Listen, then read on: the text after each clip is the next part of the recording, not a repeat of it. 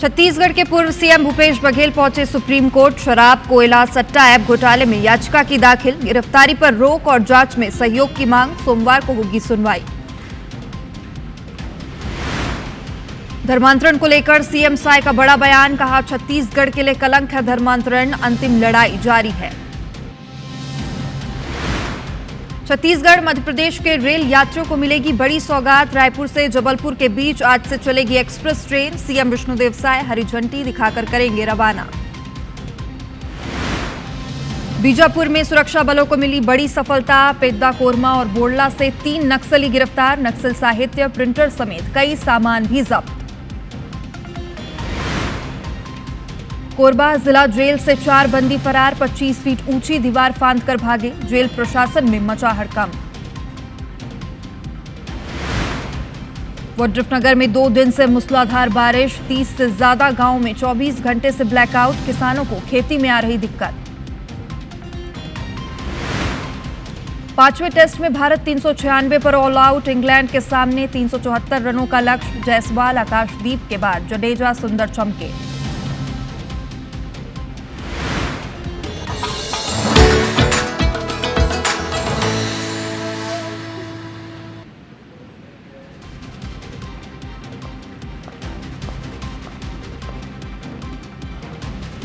नमस्कार, जय जोहार। आप देख रहे हैं छत्तीसगढ़ का स्पेशल बुलेटिन जोहार छत्तीसगढ़ और मैं हूं आपके साथ सृष्टि पांडे।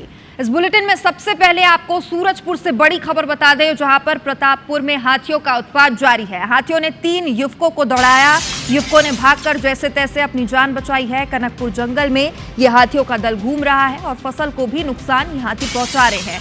प्रतापपुर वन परिक्षेत्र का ये मामला बताया जा रहा है और देखिए तस्वीरें भी आपको दिखा रहे हैं किस तरीके से हाथियों ने युवक को दौड़ाया है और युवकों ने जैसे तैसे भागकर अपनी जान बचाई है।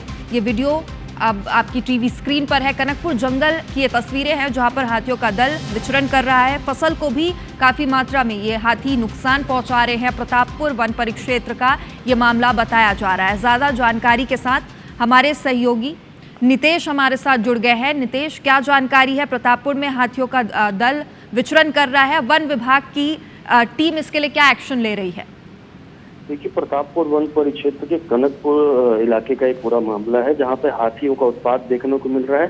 3 हाथी हैं जो अलग अलग इलाकों में विचरण कर रहे हैं, फसलों को नुकसान कर रहे हैं और साथ ही जो ग्रामीण युवक हैं उनकी भी लापरवाही देखने को सामने मिल रही है कि वो हाथी के नजदीक जा रहे हैं, उससे भी परेशान कर रहे हैं और हाथी उन्हें भी दौड़ाया है। भाग करके जो युवक हैं उन्होंने जान अपनी बचाई है। ऐसे में जो वन विभाग के लोग हैं लगातार ग्रामीण इलाकों में मुनादी करा रहे हैं और लोगों को सतर्क रहने की सलाह दे रहे हैं और जो युवक इस प्रकार की घटना कर रहे हैं कि हाथी के नजदीक जा रहे हैं उनको भी चेतावनी दे रहे हैं कि अगर ऐसी दोबारा की जाती है तो उन पर भी कार्रवाई की जाएगी। तो कहीं न कहीं जो हाथी का उत्पात है लगातार देखने को मिल रहा है और कुछ युवकों की लापरवाही भी देखने को मिल रही है। जी नितेश, बहुत बहुत शुक्रिया तमाम जानकारी के लिए। तो कनकपुर जंगल में यह हाथियों का दल विचरण कर रहा है और लोगों को लगातार वन विभाग चेतावनी दे रहा है, सतर्क रहने की अपील कर रहा है।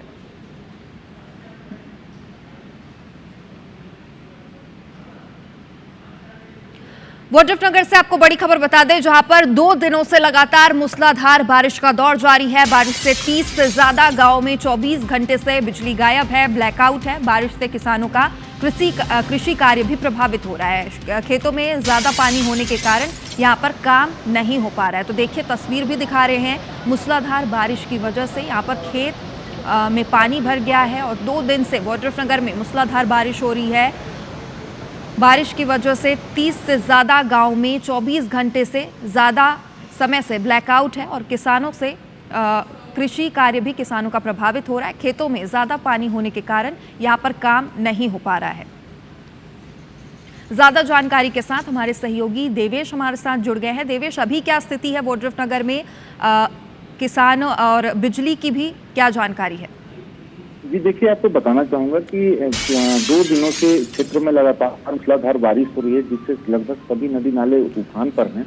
लोगों को आवागमन में भी काफी कठिनाइयों का सामना करना पड़ रहा है। उसके साथ ही खेतों में ज्यादा पानी होने की वजह से रोपाई का काम नहीं हो पा रहा है, जिससे किसान काफी परेशान हैं। और बारिश इतनी ज्यादा हुई है कि कई जगह बड़े पेड़ गिर गए हैं, जिसके कारण लगभग 24 घंटे से 30 से ज्यादा गांव में ब्लैकआउट की स्थिति बनी हुई है। बिजली विभाग के कर्मचारियों को काम करने का मौका नहीं मिल पा रहा है, जिसके कारण ये ब्लैकआउट की स्थिति बनी हुई है। जी देवेश, प्रशासन किस तरीके से इन ग्रामीणों को वो मुहैया करा रहा है और मदद मुहैया करा रहा है? जी देखिए, आपको बताना चाहूंगा कि प्रशासनिक मदद की अभी आवश्यकता नहीं है। लोगों को अपने घरों में सुरक्षित रहने की अपील की जा रही है और ये बोला जा रहा है कि अचानक किसी भी तरीके से रिस्क लेकर के कहीं भी बाहर जाने की आवश्यकता नहीं है। जी, बहुत बहुत शुक्रिया। आगे भी आपसे अपडेट लेते रहेंगे। राजधानी रायपुर से आपको खबर बता दें, जहां पर बदमाशों का आतंक लगातार जारी है। चाकू समेत कई हथियारों के साथ यहां पर बदमाश रील बना रहे हैं, लोगों को धमका रहे हैं और पुलिस को खुली चुनौती दे रहे हैं। एबी किंग समेत कई रीलबाज बदमाश यहां पर सक्रिय हैं और बदमाशों का ये रील भी अब काफी वायरल हो रहा है, जिसमें वो हथियार के साथ दिखाई दे रहे हैं, लोगों को खुलेआम धमकाते नजर आ रहे हैं और इसके साथ ही साथ पुलिस प्रशासन को भी चुनौती देते नजर आ रहे हैं। राजधानी रायपुर की ये तस्वीरें हैं जहां पर ये युवकों ने रील बनाई है। रील को बकायदा सोशल मीडिया पर पोस्ट किया गया है और इसमें बकायदा लोगों को धमकी भी दी गई है। एबी किंग समेत कई रीलबाज इस वक्त राजधानी में सक्रिय हैं, जो इस तरह के हथियार अपने साथ रखते हैं, हथियारों के साथ रील बनाते हैं, लोगों को धमकाते हैं और इसके साथ ही साथ पुलिस प्रशासन को भी खुली चुनौती देते नजर आते हैं।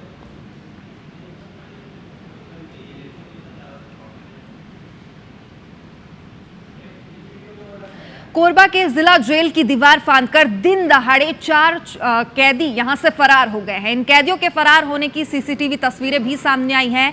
चारों कैदी युवावस्था के बताए जा रहे हैं। इन कैदियों पर बलात्कार और पॉक्सो एक्ट जैसे गंभीर मामलों के तहत कई अपराध दर्ज हैं। अलग अलग थाना क्षेत्र से आरोपी कैदी चंद्रशेखर राठिया, दशरथ सिद्धार, राज कंवर और सन्ना भिकू को जेल में दाखिल कराया गया था और जानकारी के मुताबिक जिला जेल कोरबा में शनिवार दोपहर 3 से 4 बजे के बीच चारों कैदी जेल से भागने में कामयाब हुए। यह भी बताया जा रहा है कि ये सभी जेल प्रहरियों को झांसा देकर जेल की 25 फीट से ज्यादा ऊंची दीवार रस्सी के सहारे फांदकर यहां से फरार हुए हैं। जेल से एक साथ 4 कैदियों के फरार होने की जानकारी मिलते ही जिला जेल में हड़कंप मच गया है। जानकारी प्राप्त हुई है, वो रॉड लगाकर फंसाकर वो लोग जो ऊपर रॉड से फंसा है, फिर वहाँ से कूदे हैं और भागे। इस संबंध में अभी जो जिले में जो अपना थाना है वहाँ पर सभी को सूचित कर दिया गया है और फोटो भेज दिया गया है, जो भी अपने पास फोटो वीडियो, ताकि तत्काल उनको पकड़ा जा सके। वहीं बीजापुर के पेद्दा कोरमा और बोड़ला से 3 नक्सलियों को गिरफ्तार किया गया है। नक्सल साहित्य, प्रिंटर समेत कई सामान इनके पास से जब्त किए गए हैं। डीआरजी, कोबरा और सीआरपीएफ की संयुक्त कार्रवाई बताई जा रही है। तो लगातार नक्सलियों के खिलाफ एक्शन जारी है, जवान एक्शन मोड पर दिखाई दे रहे हैं। बीजापुर से एक और खबर, जहां पर 3 नक्सलियों को गिरफ्तार किया गया। इनके पास से नक्सल साहित्य, प्रिंटर समेत कई सामान जब्त किया गया है। डीआरजी, कोबरा और सीआरपीएफ की यह संयुक्त कार्रवाई बताई जा रही है, जहां पर 3 नक्सलियों को गिरफ्तार किया गया और इन तीनों नक्सलियों से नक्सल साहित्य, प्रिंटर समेत कई नक्सली सामान भी बरामद किए गए हैं।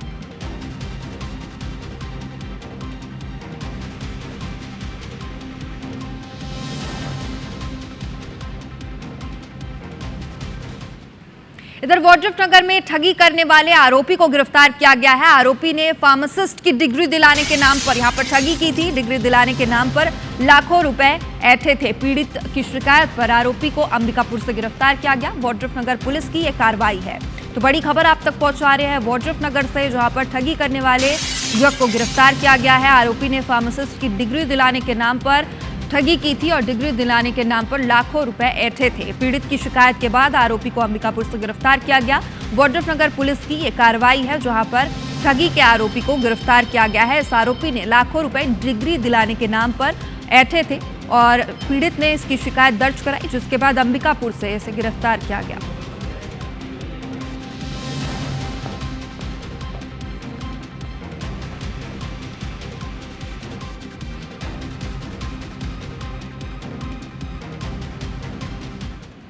इधर छत्तीसगढ़ के सरगुजा में गौ हत्या का मामला सामने आया है। जिले के सीतापुर थाना क्षेत्र के ग्राम बटई केला में बीते देर रात गांव के 8 व्यक्तियों ने गौवंश की हत्या की। मांस खाने की तैयारी कर रहे थे और इस बीच ग्रामीणों और हिंदू संगठन के पदाधिकारियों को इस मामले की जानकारी मिली। तत्काल पुलिस को इसकी सूचना दी गई। सूचना पर पुलिस ने गुलशन नामक व्यक्ति के कब्जे से 31 किलो गौमांस जब्त किया है।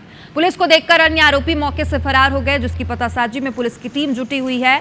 आरोपी गुलशन इक्का ने पुलिस को बताया कि उसने अपने 7 अन्य साथियों के साथ गांव के ही एक गौवंश की हत्या कर अपने साथियों के साथ खाने की तैयारी की थी। घटना के बाद हिंदू संगठनों में काफी आक्रोश है।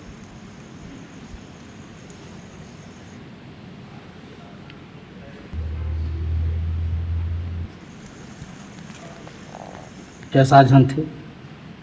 कथा मैं बाल कुमार, कपिल, अनमोल, करम खाते तो दोस्तों। तो चलिए अब रायपुर से आपको बड़ी खबर बता दें, जहां पर रेल यात्रियों को बड़ी सौगात मिलने वाली है। रायपुर से जबलपुर के बीच आज से एक्सप्रेस ट्रेन चलेगी। सीएम विष्णुदेव साय हरी झंडी दिखाकर इस ट्रेन को रवाना करेंगे। सुबह 9:30 बजे रायपुर रेलवे स्टेशन से ये कार्यक्रम होगा। तो रेल यात्रियों के लिए खुशखबरी है, रायपुर वासियों के लिए खुशखबरी है। रेल यात्रियों को आज बड़ी सौगात मिलने वाली है। रायपुर से जबलपुर के बीच आज से एक्सप्रेस ट्रेन चलेगी। सीएम विष्णुदेव साय इस ट्रेन को हरी झंडी दिखाकर रवाना करेंगे और सुबह करीब 9:30 बजे रायपुर रेलवे स्टेशन से इस कार्यक्रम की शुरुआत होगी और ट्रेन को सीएम विष्णुदेव साय हरी झंडी दिखाएंगे।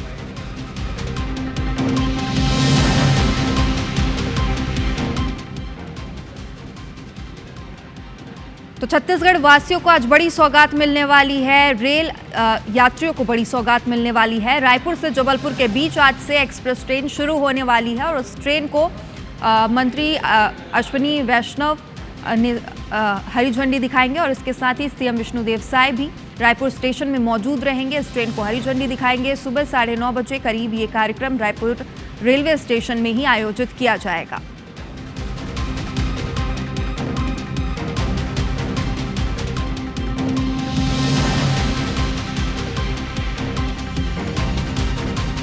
तो रेल यात्रियों को आज बड़ी सौगात मिलने वाली है। रायपुर से जबलपुर के बीच एक्सप्रेस ट्रेन चलने वाली है। राजनांदगांव, दुर्ग, रायपुर के लिए बालाघाट, गोंदिया होते हुए और जबलपुर से जो ट्रेन चल रही है उसका शुभारंभ 3 तारीख को रविवार को हो रहा है। इसके लिए हम माननीय देश के प्रधानमंत्री नरेंद्र मोदी जी को, रेल मंत्री सम्माननीय अश्विनी वैष्णव जी को बहुत बधाई देते हैं, जो हमारी बहनों को रक्षाबंधन का उन्होंने सौगात दिया।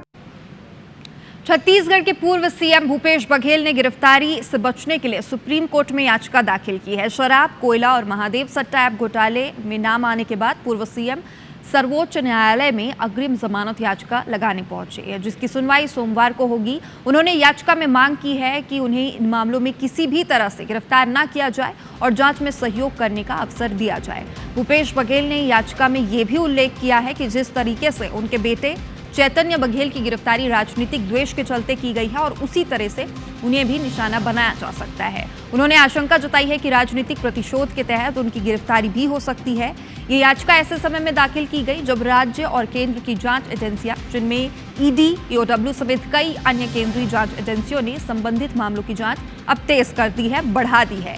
इससे पहले शराब घोटाले में जेल में बंद पूर्व आईएएस अधिकारी अनिल टुटेजा ने भी सुप्रीम कोर्ट में गिरफ्तारी से राहत की मांग करते हुए इसी प्रकार की एक याचिका दाखिल की थी। आपको यह भी बता दें कि जेल में बंद उनके बेटे चैतन्य बघेल की भी जमानत याचिका सुप्रीम कोर्ट में लगाई गई है, जिसकी भी सुनवाई सोमवार को ही होनी है। चैतन्य बघेल की ओर से दाखिल याचिका में कहा गया है कि न तो उनका नाम शराब घोटाले और ईडी की एफआईआर में है, न ही किसी के बयान में उनका उल्लेख किया गया है और उसके बाद भी उनकी गिरफ्तारी हुई है।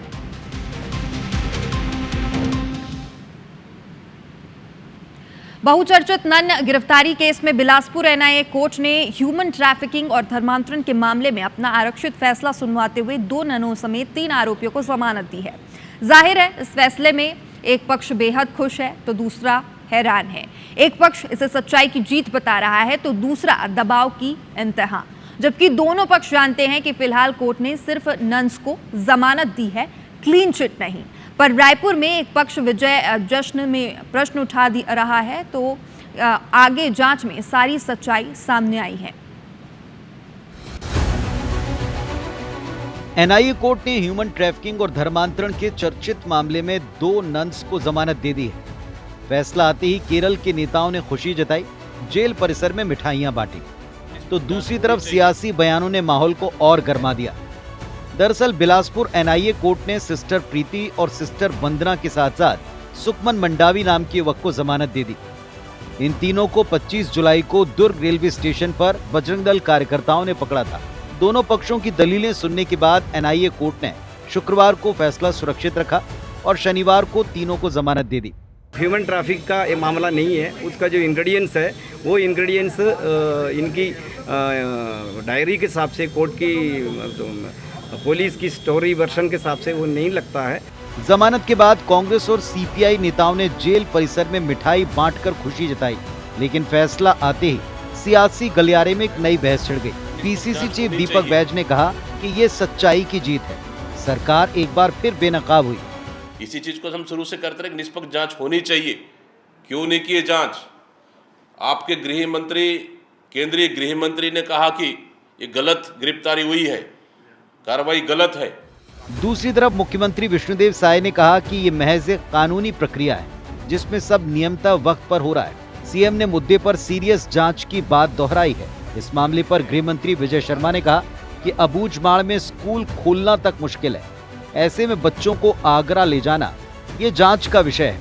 हाँ, तो कानूनी प्रक्रिया थी और उसमें तो जमानत मिलता है। जांच इसमें जरूर होगी और पूरी जांच होगी। उस जांच के आधार पर क्या स्थिति आज अबूझमाड़ में है, जहां पर स्कूल खोलना दूभर हो, वहां के बच्चों को अगर आगरा ले जाया जाए तो जांच का तो विषय है ना भाई। जाहिर है मामला अभी शांत नहीं हुआ है।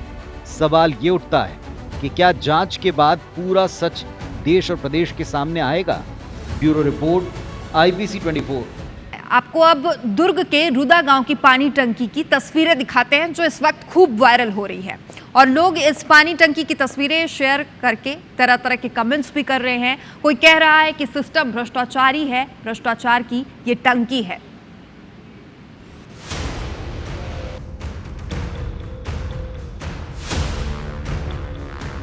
ये दरार, टूटा हुआ कंक्रीट वर्क, पानी टंकी के स्ट्रक्चर से निकले सरिया, ये तस्वीरें दुर्ग जिले के अंतिम छोर पर बनी रूदा गांव की निर्माणाधीन पानी टंकी की है। इस पानी टंकी का निर्माण अभी पूरा नहीं हुआ है, लेकिन ये सुर्खियों में आ गई है। लोग अब पानी टंकी के सामने खड़े होकर सेल्फी खींच रहे हैं और खूब चटखारे ले रहे हैं। दरअसल जल जीवन मिशन के तहत रूदा गांव में 65 लाख रुपए की लागत से पानी पहुंचाने के लिए टेंडर जारी किया गया था, जिसमें पानी टंकी की लागत 10.98 लाख रुपए है। काम भी चालू है, लेकिन ये काम कैसा है, इसके लिए IBC 24 की टीम ग्राउंड जीरो पर पहुंची और पूरी पड़ताल की। दुर्ग जिले के ग्राम रूदा की पानी टंकी इन दिनों काफ़ी सुर्खियों में है। सुर्खियों का कारण ये है कि पानी टंकी में पानी नहीं बल्कि लोग सेल्फी ले रहे हैं, और ऐसे में कारण क्या है इसको जानने हम ग्राम रूदा पहुँचे हैं, और देखिए इसकी सच्चाई क्या है। जिस पानी टंकी की चर्चा सोशल मीडिया में खूब वायरल हो रही है, उस पानी टंकी पर हम चढ़ चुके हैं। पानी टंकी तो नहीं कहेंगे, पानी टंकी का स्ट्रक्चर है ये। ऊंचा ये स्ट्रक्चर बनाया गया है जिस पर पानी टंकी रखने की बात चल रही है। ये स्ट्रक्चर पूरा बनकर तैयार है, और इसी स्ट्रक्चर के ऊपर स्टील या एल्यूमिनियम की टैंक रखी जाएगी, जिसके माध्यम से पूरे गांव में, आप देख सकते हैं कि गांव है लगभग 800 जनसंख्या वाला गांव है। आप देख सकते हैं 6 माह करीब हुआ है, और इसके पहले ही इसमें दरारें आ गई हैं, जिसके माध्यम से हम ऊपर चढ़ा करते हैं इस टंकी का निरीक्षण करने के लिए, साफ सफाई करने के लिए। उस सीढ़ी पर क्रैक्स आ चुके हैं। भ्रष्टाचार यहाँ माना जा सकता है कि इस स्ट्रक्चर को बनाने में कोई ना कोई भ्रष्टाचार ठेकेदारों के द्वारा किया गया है। हालांकि अब जांच में ही क्लियर हो पाएगा कि भ्रष्टाचार कहां तक हुआ है। टंकी निर्माण पर जहां भ्रष्टाचार और लापरवाही की काली छाया नजर आ रही है, तो ग्रामीण भी पेयजल को लेकर खासे परेशान हैं। अब इनको ठेकेदार बना रहा था और करीबन साल भर से यहाँ काम लगा था, और हम लोग उनको पूछे तो ऊपर में क्या लगेगा कहकर, तो वही सिर्फ टंकी लगेगा कहकर बता दिया और उसके बाद काम छोड़ के चले गए हैं। पानी टंकी अभी तक बन नहीं रहा है, उसमें टंक डालना है, सप्लाई होना है, कहाँ पे गांव पे होना है, वहाँ तक तो नहीं हो रहा है। ग्रामीणों का जहां अपना अलग पक्ष है, तो वहीं प्रशासन का दावा है कि जल्द से जल्द निर्माण कार्य पूरा कर टंकी से पेयजल सप्लाई शुरू करवा दी जाएगी। पैसा उसका पूरा नहीं दिया गया है और वो अभी निर्माणाधीन काम है, काम अभी कंप्लीट नहीं हो पाया है। उसकी जो वाटर स्टोरेज वाला टैंक है वो अभी उसमें मेटल का लगना है, तो वो लगना बाकी है। प्रयास कर रहे हैं कि आगामी 1 से 1.5 महीने के अंदर काम कंप्लीट हो जाए। कुल मिलाकर अब सरकारी कामों में लापरवाही कोई नई बात नहीं रह गई है, लेकिन जिस तरह से निर्माण कार्यों की गुणवत्ता में कमी देखने को मिल रही है, उससे सरकार की योजनाओं पर पलीता लगता जा रहा है। ऐसे में जरूरत है कि सरकारी कामों की समय पर मॉनिटरिंग हो और तय टाइम लिमिट में काम पूरा हो, जिससे जनता परेशान ना हो। आकाश राव, IBC 24, दुर्ग। तो हमने आपको भ्रष्टाचार की तस्वीरें दिखाई। अब जरा सोचिए कि आपका बच्चा अगर पढ़ने जाए और वहां उसे कुत्ते का जूठा खाना परोस दिया जाए तो आप क्या कहेंगे? जाहिर है आप भी सोच रहे होंगे कि हम क्या कह रहे हैं, लेकिन वाकई ऐसा हुआ है। मामला बलौदा बाजार के पलारी के लच्छनपुर का है। देखिए, आप भी हैरान करती है रिपोर्ट। लच्छनपुर के मिडिल स्कूल में मिड डे मील के तहत बच्चों को परोसी गई सब्जी को कुत्तों ने जूठा कर दिया था। चौंकाने वाली बात यह है कि बच्चों ने इसकी शिकायत शिक्षकों से की भी थी, लेकिन इसके बावजूद उन्हें वही खाना परोस दिया गया। नतीजा 84 बच्चों ने ये जूठा खाना खाया। खाना खाने के बाद बच्चों ने घर जाकर अपने माता पिता को इसके बारे में बताया। इसके बाद गुस्साए परिजनों और ग्रामीणों ने स्कूल प्रबंधन से जवाब मांगा। स्कूल समिति के अध्यक्ष झालेंद्र साहू ने तुरंत कार्रवाई की और गांव के अस्पताल में 78 बच्चों को एंटी रेबीज इंजेक्शन लगवाए गए। कुत्ता आया और जो सब्जी का बर्तन था ना, वो थोड़ा सा खुला था ढक्कन, उसमें ना अपने कुत्ता ने पूरा उसको जुठा दिया। उसके बाद उस लोगों ने वितरण कर दिया। मध्याह्न भोजन के कुत्ता जुठाल दे से है तो वितरण कर दी। सर वाला बोलिस तो नहीं करना ही बोलिस, बावजूद भी ओल कर दी वितरण। कुकुर जुठार देरी से वो सब्जी ला पोरसेगी सवै तो मोला लड़का द्वारा बताएगी सवै, तो मैं हाँ नहीं खाना खाया। तो हमारे मन के सबके वही है, अभी दोषी जो हुआ थे ओला दूसरा चयनित किया जाए। समूह से भी और गांव से भी मांग है कि चलो ठीक है, दूसरों भी मौका दिया जाए करके। घटना 29 तारीख की बताई जा रही है, जिसे लेकर पूरे गांव में आक्रोश है। विधायक संदीप साहू ने सीएम विष्णुदेव साय को पत्र लिखकर जांच और दोषियों के खिलाफ कार्रवाई की मांग की है। IBC 24 में इस खबर को चलाए जाने के बाद खबर का असर हुआ। कलेक्टर के निर्देश पर भोजन परोसने वाली महिला स्व सहायता समूह को हटा दिया गया है। की सुरक्षा को देखते हुए अपन जो है अपने उच्च अधिकारी BMO सर से बात करके फिर सहमति बनी कि बच्चों को एंटी रेबीज वैक्सीन लगाया जाए। अभी तक 78 बच्चों को लगा है sir vaccination. Mid day meal योजना का उद्देश्य स्कूलों में बच्चों को पौष्टिक भोजन उपलब्ध कराना और उनकी शिक्षा को प्रोत्साहित करना है, लेकिन इस तरह की घटनाएं इस योजना की विश्वसनीयता पर सवाल खड़े करती हैं। आखिर क्यों स्कूल प्रशासन ने बच्चों की शिकायत को नजरअंदाज किया?